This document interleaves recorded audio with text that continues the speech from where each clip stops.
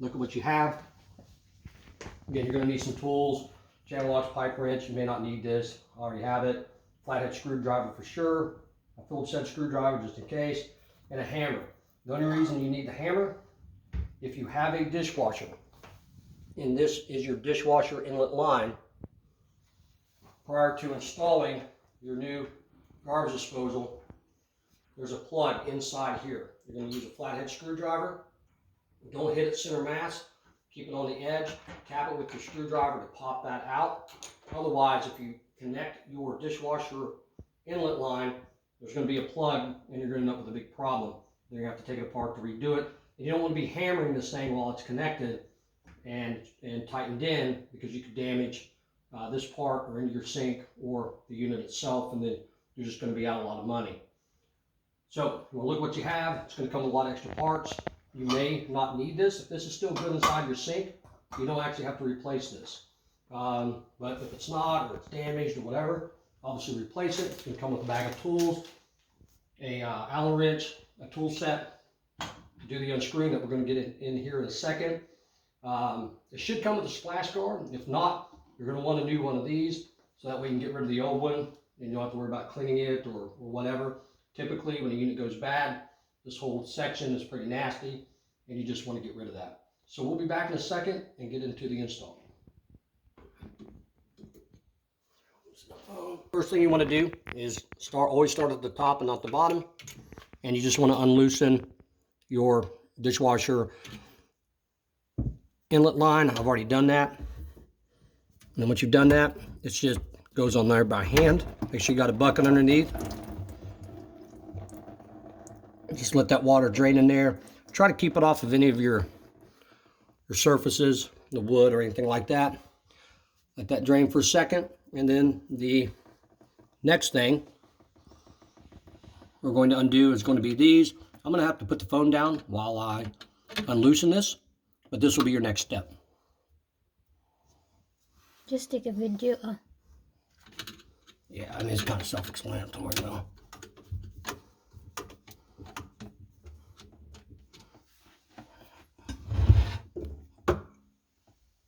Just hold that light right there.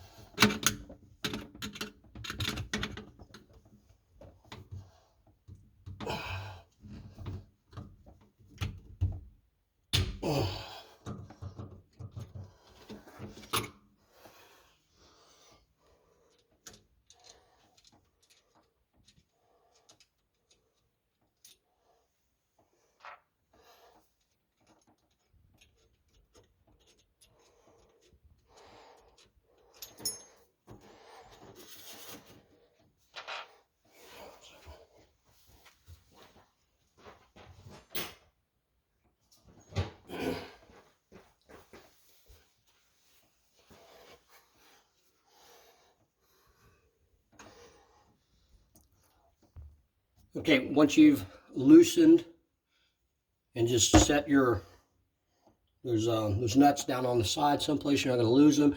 Again, mine has more kind of contractor setup to where it has a straight pipe in. And then I'm just going to kind of make sure that's kind of loose, let anything drain out. You're going to see a washer. All right, sometimes these are damaged, so on some things you may have to have a new one. Just kind of look at it.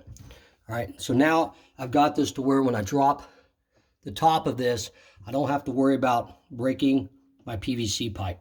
So again, you just want to have that all loose, so when we go to take this off next, you're not going to have any damage.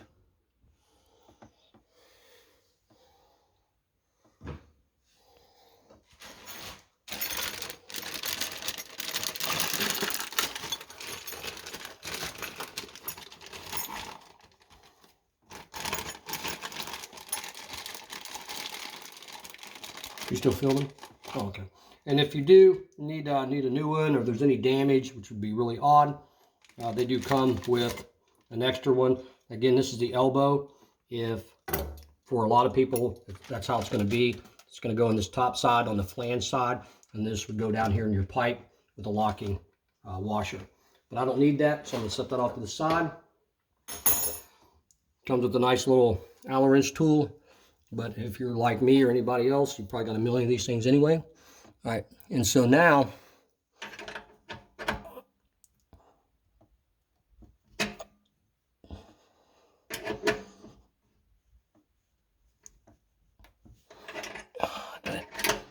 get it off these. So this thing is locked in. There's kind of some catch points up here, right? Where it's kind of like a mason jar type of lid screw in a weird way. You want to just kind of hold on to the unit a little bit. All right, and you're just going to, maybe.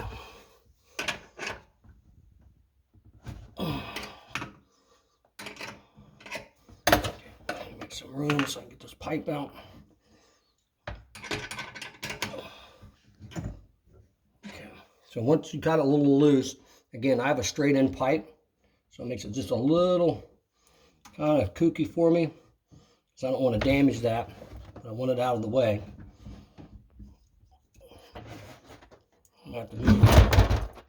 Okay, there it goes. So again, you see it's actually pretty quick, right? It's not, people talk about it taking hours or whatever to do. Now I'm going to get up here and take some of that out and look at it and make sure it's good. Let me just wash my hands real quick.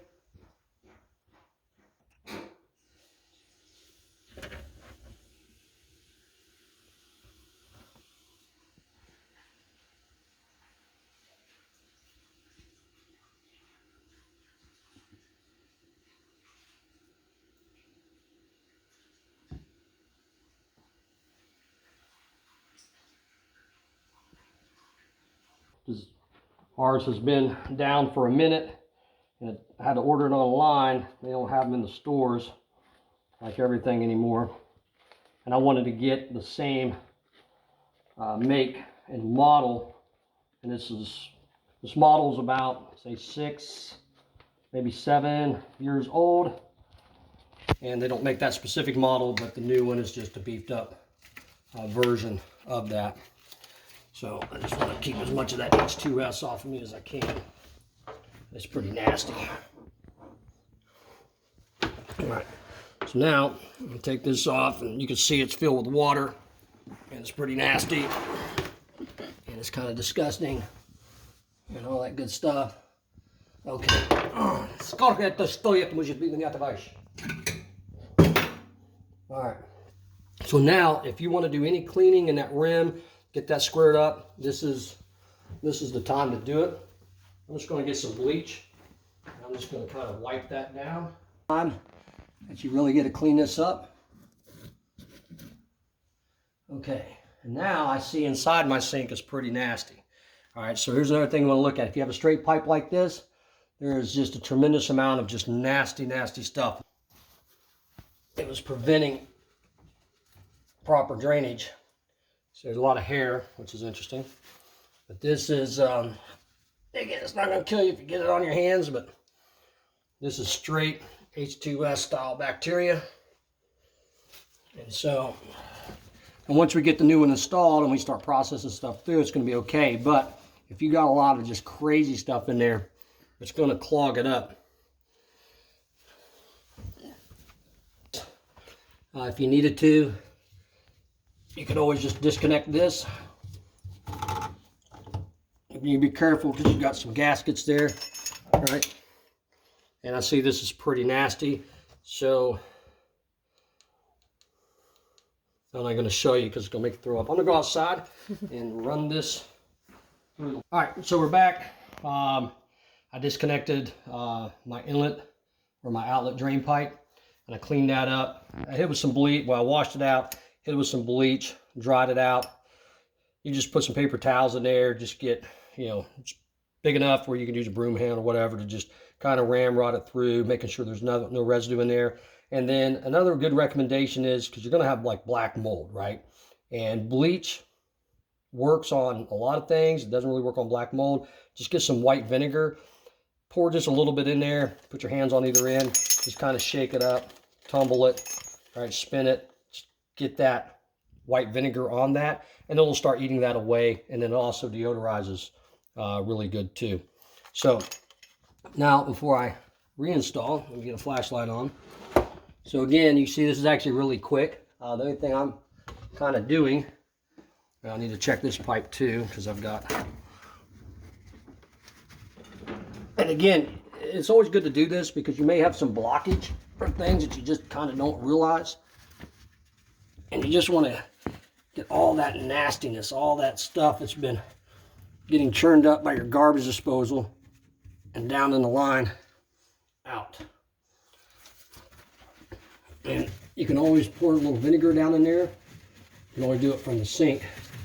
You want to make sure there's no obstructions, nothing like that, right? Because the way that flange is down in there, it's not just wide open, right?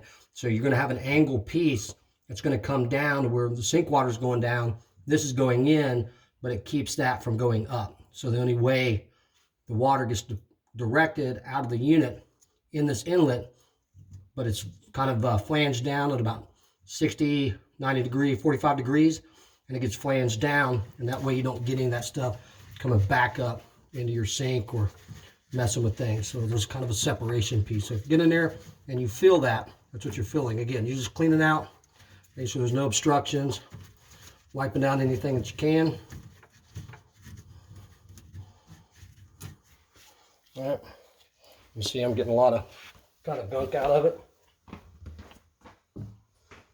You can spray some bleach in there, or my recommendation is, because you're going to have some black mold, is just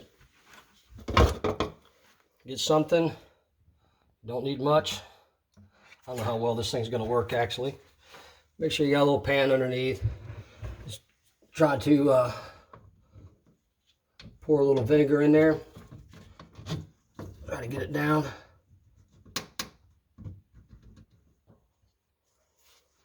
Okay. And again, that'll help get rid of that, and also just any smells and stuff like that. So that's always a good thing to do when you're resetting this back up. And then I'm just going to go ahead and reconnect my pipe. And it's just hand tight. Well, hand tighten it. You want to make sure it's on there firm. I'm going to leave it a little bit loose, that way it has a little bit of play as I go to install the new unit.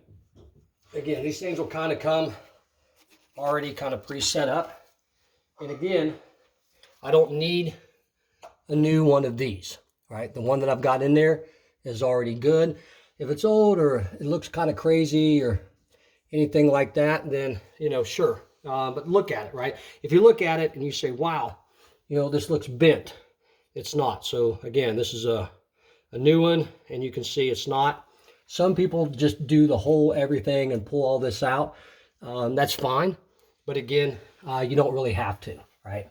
And so I'm going to leave it just like that. So I don't have to do anything else. Now, if you get in a situation and it just doesn't seem to connect, then it could be there's just a slight difference, and then you may have to install all new parts. So I'm just going to try to get this cord out of the way. And you're already going to have your splash guard on here. If you buy a unit that doesn't have one, get one. It screws on just like a mason jar lid.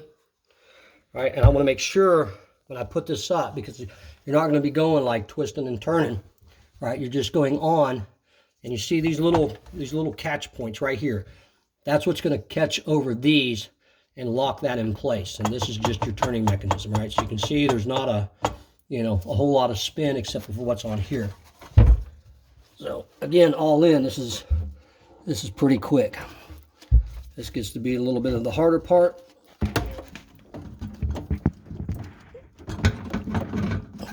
Hold on one second, I'm gonna have to move a few things so I can get in here. Outlets are kind of strategically placed on how you're gonna make the turn.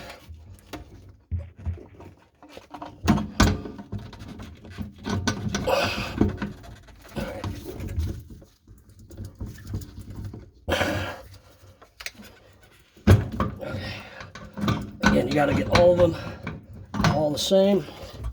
I'm going to have to kind of just figure out a little bit more strategic way to lift this thing up and make sure I've got everything out of the way.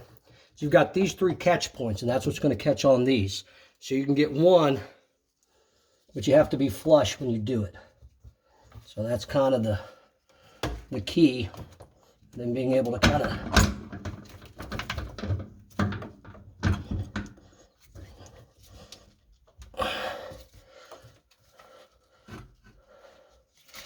see behind you. I want this thing to fall. I don't think it's straight though. No, it's not. Okay. So again, don't let go of it. You're not sure that all points are on. So what you want to do, before you go any further, get in here and make sure these kind of top latches are over the metal. You can kind of always go and feel. You're going to have 3 of them, right? So if they're not, if one is down below and it's not square, you're going to run into a lot of problems. And then all you're doing is turning. Now I'm lining up my inlet with this, right?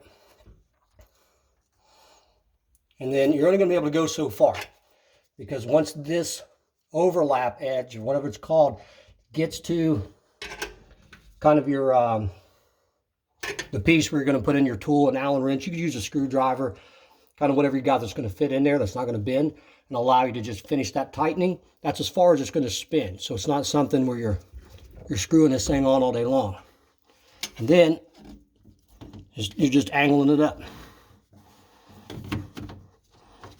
Then you want to make sure the washer's in there.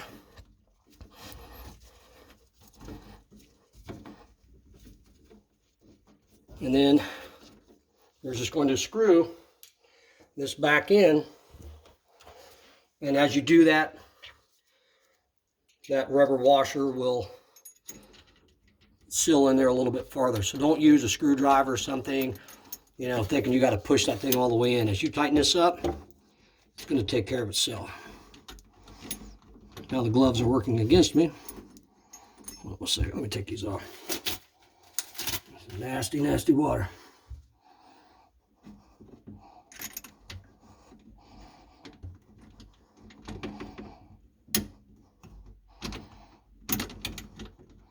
Well, almost I just need to go. Let me pull this out. And just get them started. What did I do with that other? Oh, there it is.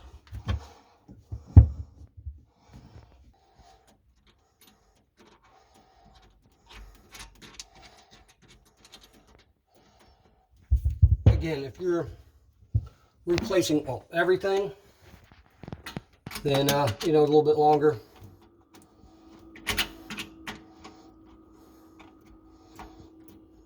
You just got to remove more things and put more things. But if you do that, make sure you pay attention to the order of the parts, because otherwise you're going to miss a part, get to the end and realize you got to disconnect it all to put in a missing piece. I'm going to make sure this is good and tight here. And again, you're doing it so you don't have any leaks coming down. If you notice any leaks, once you have it operational, shut your water off, pull your power cord, do an electrical shock or blowing a breaker or taking out an election port or an electrical port. Not a big fan of Phillips head screwdrivers or screws sometimes, tight places. So again, you want to make sure that's good and snug. You don't need to drill it, but just really, really good and a good hand tight. If you don't feel you have a good hand tight, find someone who does. All right, so once you do that, then the last thing to do, and I just realized I forgot to take the plug out. I talked about that a little bit ago. So now I'm gonna have to disconnect it. You can see, you know, this thing is made to pop out, but if you don't need it, it's made to stay in. You're going to go around the edges. There's like a little bevel space. You're just going to tap, just kind of cutting it out a little bit. Okay. Pretty easy. Again, don't go from the inside, because you're going to spend all day trying to get rid of that. Turn it upside down.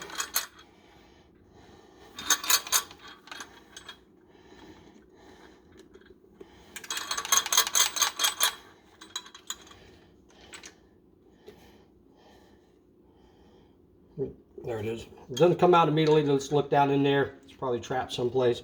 Make sure you have that out. Okay, so how to install your setup. I mean, you know you got about, I don't know, what's that, 1.5 inches maybe, something like that. Put it all the way flush. That way when you tighten your locking band, just go in the center mass of the connection line. You don't need to go all the way up, but just, again, you want to get a good tight seal. And again, hand ratchet that sucker down. It's like an airborne. If it ain't tight, it ain't right. Same concept applies, right? You don't want to jump out of an airplane with a half hooked up harness, because it's going to break your neck or everything else.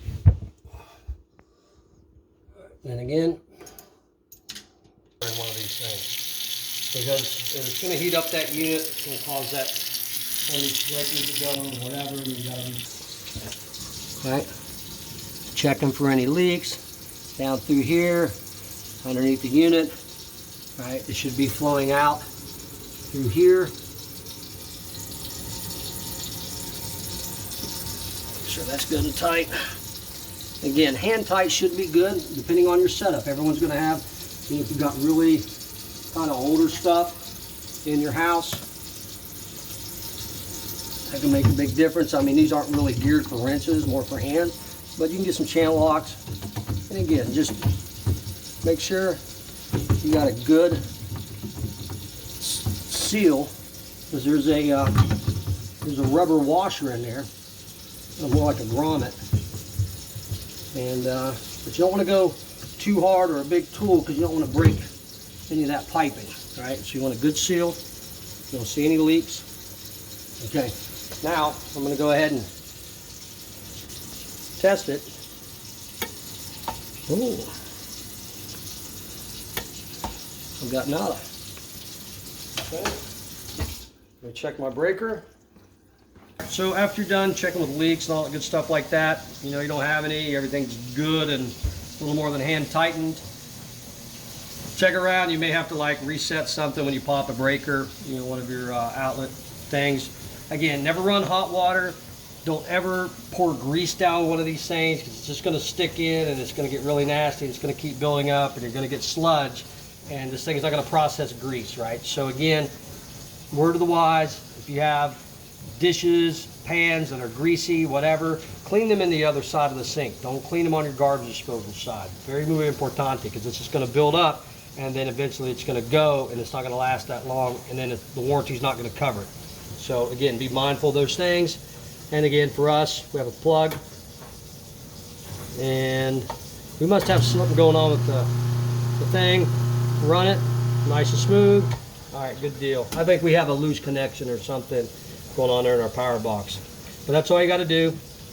And again, don't shove a bunch of food scraps, bones, right? If you got like some 80 horsepower model or something, which good luck on finding one of those, yeah, you can find those out there.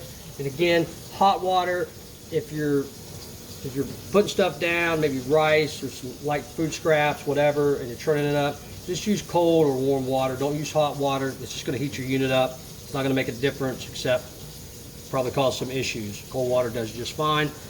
And when you're feeding food scraps into one of these, whether you're a 1/2 horsepower, 3/4 horsepower, or maybe a 1 horsepower one, which is a pretty big one, you know, give it some time. Let it cool down every once in a while. These things will overheat if they're using a lot of stuff. My flashlight just died, and it'll make it last a lot longer. And you won't end up with sludge or build up or a lot of grease. And again, it's going to accumulate. You're going to get a lot of black mold, H2S. It's going to stink up your house, so on and so forth. That's all I have. Hope you enjoyed it. All in, takes about 30 minutes to do one of these things. It's really tight. There's something loose in that box. Okay, I'm down. But